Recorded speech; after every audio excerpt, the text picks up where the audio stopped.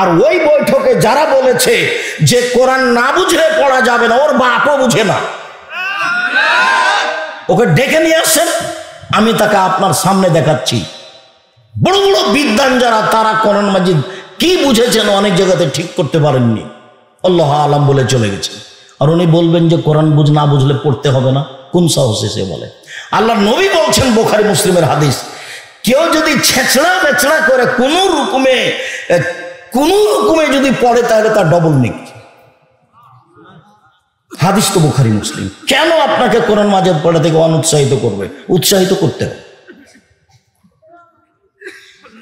আমরা তো মসজিদে পড়েছি, আলিফ বিতেছে জিম হেখে দাল জাল করে পড়েছি, ওইভাবে পড়বেন। মানুষ ভালো করে পড়ার চেষ্টা করুক, মানুষকে আমি চেষ্টা করতে না করিনি, কিন্তু পড়তেই পাবে না, না বুঝলে না বুঝালে। যে বলেছে সেই তো বুঝে না। 3 হলো কোরআন তেলাওয়াত। 4 আড্ডা পিটবেন না। এই কথা এসেছিল, কোথাও আড্ডা পিটে গল্প করে সময় কাটাবেন না। এখন তো যেখানে সেখানে বাজার গড়েছে, একবারে রাত 12টা 1টা 2টা পর্যন্ত সব টিভি নিয়ে বসে আছে দোকানপাটে। এগুলো হচ্ছে নোংরামি, এগুলো হচ্ছে বেহায়া, এগুলো হচ্ছে বিদ্যা না থাকার প্রমাণ, এগুলো হচ্ছে বুদ্ধি না থাকার প্রমাণ, এগুলো হচ্ছে ঘৃণিত মানুষের কাজ, এগুলো হলো নিকৃষ্ট মানুষের কাজ, এগুলো হলো বেহায়া মানুষের কাজ, এগুলো হলো বিদ্যা বুদ্ধি না থাকা মানুষের কাজ। আপনি দোকানে বসে ল্যাংটা মেয়ে দেখে চক্ষু ঠান্ডা করেন, কলিজা ঠান্ডা করেন, আর আপনাকে তিতা লাগে কথা? জি না, তিতা লাগবে কেন? আপনার স্বভাব খারাপ। চাঁপাইনবাবগঞ্জের ভাষাতে আপনার খাসলত খারাপ, সেই জন্য আপনি দোকানপাটে বসে অভ্যাসী সময় কাটান। কেন কাটাবেন? বাস হালাল উপার্জন করে, এসার সলাত আদায় করে খেয়ে ঘুমিয়ে যাবেন, রাতখান মূল্যায়ন করবেন। রাতে উঠে বেশি না পারলে কথাটা এবার ফিরে এসেছে মাথায়, স্ত্রীকে জাগাবে, আপনিও উঠবেন, 2 রাকাত সালাত আদায় করবেন। আল্লাহ নবী বলছেন যে কুতিবা মিনাজ যাকিরিনা ওয়াজ যাকিরাত, বড় বড় পরহেজগার যারা দুনিয়াতে চলে গেছে, ওদের একটা তালিকা আছে। আপনি যদি রাতে উঠে আপনার স্ত্রী সহ 2 রাকাত নামাজ পড়তে পারেন, তাহলে আপনার নামটা ওই তালিকায় লিখে দেওয়া হবে। এই কথা মুহাম্মদ সাল্লাল্লাহু আলাইহি ওয়াসাল্লাম বলে। আমি যদি বুঝাতে না পারি আবার বলি, আল্লাহ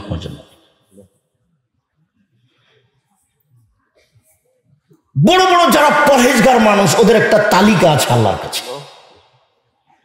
তো যারা স্বামী স্ত্রী উঠে রাতে দিয়ে 2 রাকাত সালাত আদায় করে, রাতে 2 রাকাত সালাত আদায় যদি করে, তো মুহাম্মদ সাল্লাল্লাহু আলাইহি ওয়াসাল্লাম বলছেন এদের স্বামী স্ত্রীর নামটা ওই পরহেজগার মানুষের তালিকাতে লিখে দেওয়া হবে। এটা রাসূলের মুখের কথা। আপনি উপদেশ বইয়ে দেখেন, আজকে তো বই নাই, এমনি এসে ছেলেটা গাড়িতে যে এসে সে বলছে যে আজকে সব কিছু ছুটি, কাজে দোকানের কোনো বই পুস্তক আমি উঠাতে পারিনি। তো লাইব্রেরি আছে সামনে, ওখান থেকে নেবেন। সম্মানিত দিনী ভাই বোন, মহান আল্লাহ বলেন ফাবিমা রাহমাতিন মিনাল্লাহ লিনতা লাহুম ওয়ালাউ কুনতা ফাদ্দান গালিদাল কলব। কেউ খালি হাতে পাঠাবেন না। ওরা যারা আপনার সামনে, চোখের সামনে যাচ্ছে, রাসূলের এই কথাটা মনে রাখবেন যে যতটুকু দিল আল্লাহ তার ততটুকু পূর্ণ করে দেন, আর যে যতটুকু দেয় না আল্লাহ তার ততটুকু ক্ষতি করে দেন। ক্ষতি হবেই, বলা লাগবে না, এমনিতেই ক্ষতি হয়ে যাবে। কাজেই ও যেন আপনার সামনে দিয়ে এমনি খালি চলে না যায়। আমরা যারা স্টেজে আছি তারাও আমরা তাতে অংশগ্রহণ করবো ইনশাআল্লাহ, যার যতটুকু সম্ভব হয়।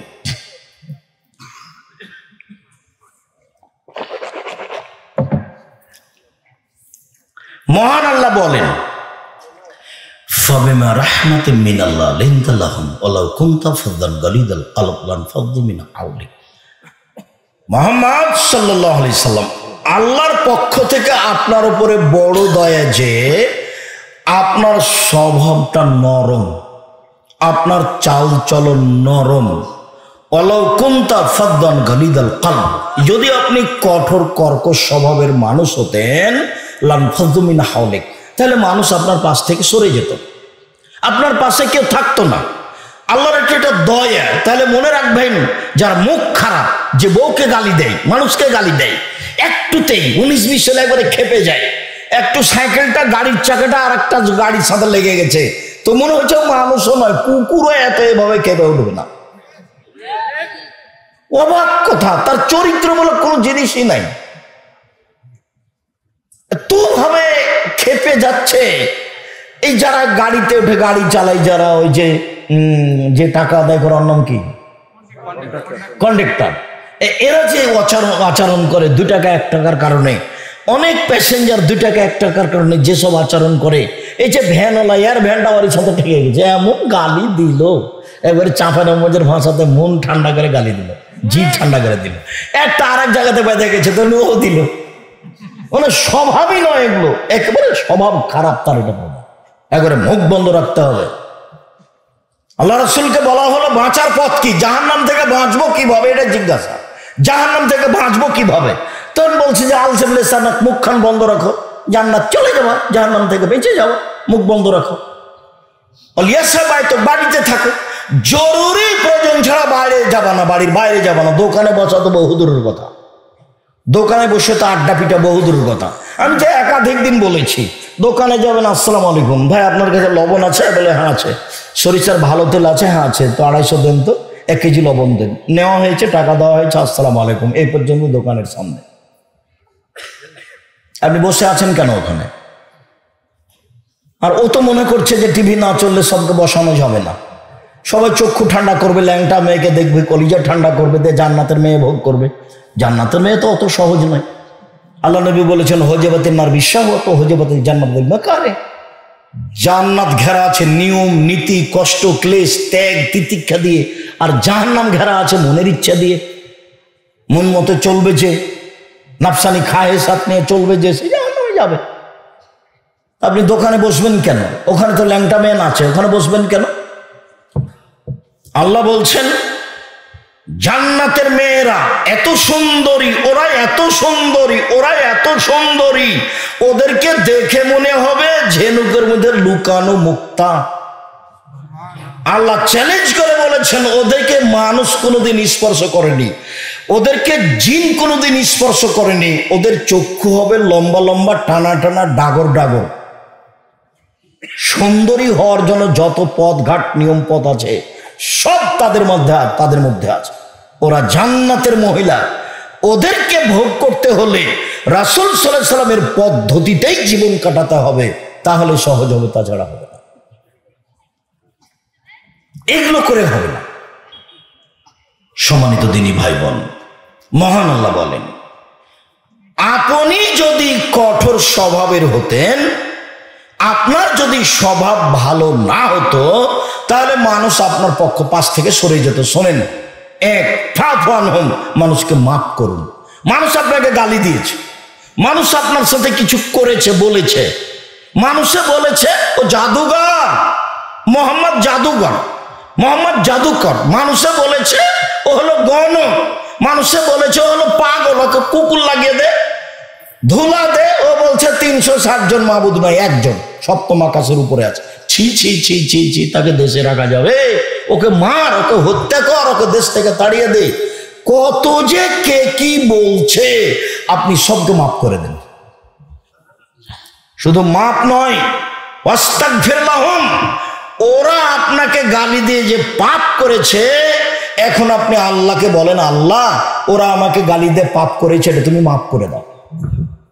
আমার উপরে বিভিন্ন মন্তব্য করে পাপ করেছে, এটা মাফ করে দাও। এটা হলো সদাচরণ। প্রতিপক্ষকে ক্ষমা করতে হবে, প্রতিপক্ষের জন্য মাপ চাইতে হবে। তাহলে আমাদের দেশে একটু বুঝি, আপনার স্ত্রীর, আপনার একটা সিম গাছে সিম ধরবে, এরকম একটা সিম গাছ প্রতিবেশীর ছাগলে এসে কেটে দিয়েছে। তো আপনার স্ত্রী যেমন ভাবে গালি দর দিয়েছে, তো এখন আপনি বাড়িতে এসে শুনলেন যে সিম গাছ কেটে দিয়েছে, আপনার স্ত্রী খুব বলেছে। তো প্রতিপক্ষ আপনার স্ত্রীর গালি সহ্য করতে না পারে মারতে এসেছে দরজা পর্যন্ত। আপনার স্ত্রী সেটা নকল করেছে আপনার সামনে। কি তোমাকে মারতে আসে আমার দরজায়? এইরকম কিছু না বলে রাত 9টার সময়তে আপনার বাড়িতে গিয়ে বলছে ভাইজান আপনার ছাগলে আমার সিম গাছ খেয়ে নিয়েছে, কেটে দিয়েছে, সেজন্য আমার স্ত্রী আপনাকে গালি দিয়েছে, আমি আপনার কাছে ক্ষমা চাইতে এসেছি। পারবেন?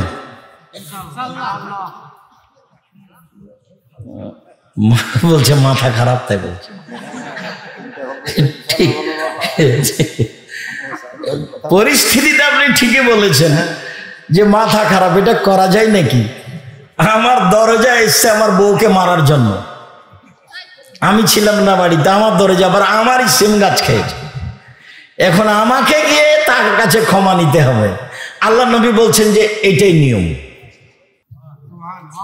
আজকের পরে এতটা অঞ্চলে শিবগঞ্জ কানসারে কোন মহিলার জায়ের সাথে ঝগড়া আছে, ঝগড়া বড় জায়ের কারণেই হয়েছে। আগামীকাল সন্ধ্যা হতে হতে ছোট যাকে বড় জায়ের হাত ধরে ক্ষমা নিতে হবে, নিতেই হবে, এটাই নিয়ম। গন্ডগোল কার কারণে হয়েছে? বড় জায়ের কারণে হয়েছে। এই ছেলে তোমার চাচির কারণে হয়েছে, তোমার মার সাথে গন্ডগোল হয়েছে তোমার চাচির কারণে, তোমার চাচি বড় আর তোমার মা ছোট। আগামীকাল সন্ধ্যা হতে হতে তোমার মা তোমার চাচির হাত ধরে ক্ষমা নিবে, এটাই নিয়ম। তোমার বাপ তোমার চাচার হাত ধরে ক্ষমা নিবে, এটাই নিয়ম, এটাই রাসূল সাল্লাল্লাহু আলাইহি ওয়াসাল্লামের নিয়ম। এর উল্টা পথ নেই, ক্ষমা নিতেই হবে। আমি নিজে দেখেছি আমাদের গ্রামে বাপ মরে যাওয়ার পরে গন্ডগোল লেগেছে জমি ভাগ নিয়ে, গন্ডগোল করতে করতে ঢেঁকিটা কেটে ভাগ করে নিয়েছে। কেমন গতি, কেমন বিধি, কেমন চালচলন, কেমন আচার, এইটা কেন? ফিরে আসতেই হবে, এটাই স্বভাব, এটাই সদাচরণ, যার কারণে সবচেয়ে ভারী নেকি এমনিতেই, সবচেয়ে ভারী নেকি এমনিতেই হবে, তা কি আর হয়? সবচেয়ে ভারী নেকি এই জন্য।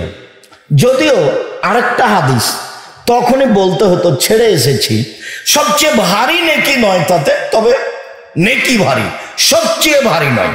আল্লাহ রাসূল বলছেন কালেমাতানে, দুটি বাক্য, খাফিফাতানা আলাল লিসানে, মুখে হালকা উচ্চারণে, সাকিলাতানে হাবিবাতানে ইলা রহমানে, রহমানের নিকটে প্রিয়, সাকিলাতানে ফিল মিজানে, দাড়ি পাল্লাই ভারী, তা হলো সুবহানাল্লাহ হবে হামদিহি সুবহানাল্লাহিল আযীম।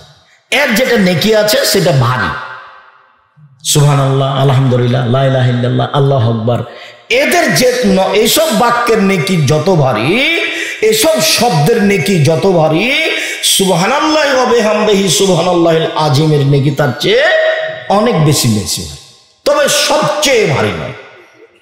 লা ইলাহা ইল্লাল্লাহু ওয়াহদাহু লা শারীকা লাহু লাহুল মুলকু ওয়া লাহুল হামদু ওয়া হুয়া আলা কুল্লি শাইইন কাদির, সব নবী বলেছেন, সকল নবী বলেছেন, আরাফার মাঠে বলতে হয়। এই জিকিরের নেকি যত ভারী, সুবহানাল্লাহি ওয়া বিহামদিহি সুবহানাল্লাহিল আযীমের নেকি তার চেয়ে বেশি ভারী। সুবহানাল্লাহি ওয়া বিহামদিহি সুবহানাল্লাহি ওয়া বিহামদিহি সুবহানাল্লাহি ওয়া বিহামদিহি, এর নেকি যত ভারী, সুবহানাল্লাহি ওয়া বিহামদিহি সুবহানাল্লাহিল আযীমের নেকি তার চেয়ে বেশি ভারী।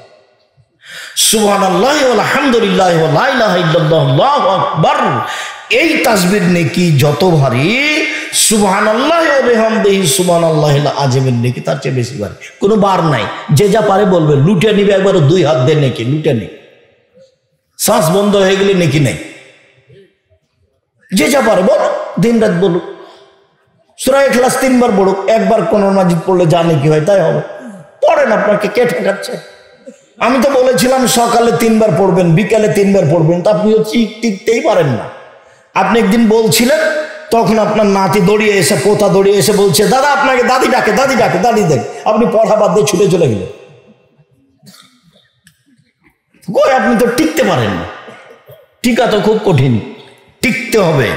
রাসূল সাল্লাল্লাহু আলাইহি ওয়াসাল্লাম বলছেন, আহাব্বুল আমালি ইলাল্লাহি আদওয়ামুহু ওয়া ইন কাল্লা, আল্লাহর নিকটে সবচেয়ে প্রিয় আমল কম হোক, চলমান, চলমান থাকবে, কম হোক। আপনি সূরা ইখলাস 3 বার পড়ার সিদ্ধান্ত নিন, 100 বার নয়। যারা বলেছে 100 বার পড়লে এত নেকি, সে মিথ্যা কথা বলেছে। যারা বলেছে সূরা হাসর পড়লে সকালে বিকেলে এভাবে হয়, তারা মিথ্যা কথা বলেছে। যারা বলেছে যে মুমূর্ষু ব্যক্তির পাশে সূরা ইয়াসিন পড়তে হবে তারা মিথ্যা কথা বলেছে। ওকে তওবা করে ফিরে আসতে হবে, হাদিস জাল, ওটা পড়া যাবে না, এই কথাই ঠিক। আয়াতুল কুরসি পড়েন, সূরা বাকারার শেষ 2 আয়াত পড়েন। যেগুলো সহিহ হাদিস দ্বারা প্রমাণিত সেগুলোর কোনো কথা নাই, অযথা আদগবি ঢং করে বেড়াচ্ছে। সম্মানিত দিনী ভাই বোন, জোহাইনা কাবিলার একজন লোক সাহাবী, উনি বলছেন কালু, সাহাবীগণ বলেন আল্লাহ রাসূল মা খাইরো মা উতিয়াল ইনসান, মানুষকে যে আল্লাহ নেয়ামত দিয়েছেন তার সবচেয়ে ভালো কোনটা? আল্লাহ মানুষকে নেয়ামত দিয়েছেন 2 হাত, 1 হাত নেই যার, তাকে জিজ্ঞাসা করেন যে 1 হাতের দাম কত? 1 হাতে পায়খানা পানি করার পরে পানি চোখর করতে পারে না, কাপড়ও পরতে পারে না, তাহলে কত কষ্ট। তাহলে ও জানে যে 2 হাতের কত দাম। যার 1 পা নাই তাকে জিজ্ঞাসা করেন 1 পায়ের কত দাম। তাহলে এটা একটা নিয়ামত, এটা একটা নিয়ামত, বউ একটা নিয়ামত, বাড়ি গাড়ি নিয়ামত, অর্থ সম্পদ নিয়ামত, বুদ্ধিবিদ্যা নিয়ামত। তো আল্লাহ তো মানুষকে অনেক নিয়ামত দিয়েছেন, তো সবচেয়ে ভালো কোনটা আল্লাহর নবী বলেন তো? তখন আল্লাহ রাসূল উত্তরে বলছেন আল খুলুকুল হাসান, ভালো আচরণ। মনে থাকবে না মনে হয়? আল্লাহ মানুষকে অনেক নিয়ামত দিয়েছেন, আপনি একটা নিয়ামত বলেন তো দেখি আল্লাহর দেওয়া? 2 চোখ, এটা আল্লাহর একটা নিয়ামত। এখন আপনাকে যদি বলা যায় যে সবচেয়ে ভালো নিয়ামত কোনটা, তাহলে কি বলবেন? ভালো আচরণ। তো ভালো আচরণ কাকে বলে? কেউ যদি ক্ষতি করে দেয় আপনার, তাহলে যদি আপনি চাঁপানাবাজার ভাষাতে বলেন তোকে সেটা নিব, তাহলে হবে? জি না, ধৈর্যের পরিচয় দিতে হবে।